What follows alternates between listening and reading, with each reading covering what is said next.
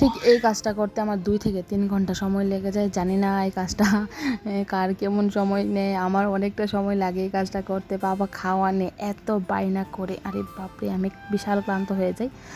Hello everyone, কী অবস্থা সবার, কেমন আছেন সবাই? এই যে সকালে ঘুম থেকে উঠে প্রথম আগে কাপড় ধুয়ে দেবো ভেবেছিলাম, সম্ভব হয়নি।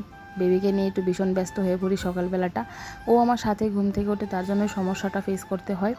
আর এখন আগে ঘরটাকে ক্লিন করে নিচ্ছি। এদিকে কাপড় ধোয়া কমপ্লিট মোটামুটি হয়ে গিয়েছিল আমার।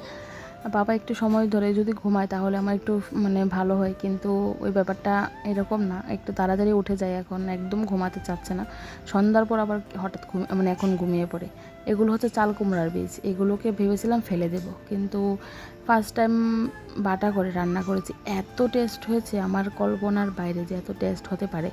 তো এটা হচ্ছিল চাল কুমড়া দিয়ে একটু মুগ দিয়ে রান্না করেছিলাম।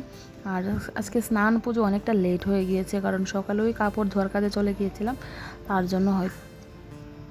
আর পাপার জন্য বানিয়েছি একটু খিচুড়ি, আর কি খেতে চাই না কি বানাবো।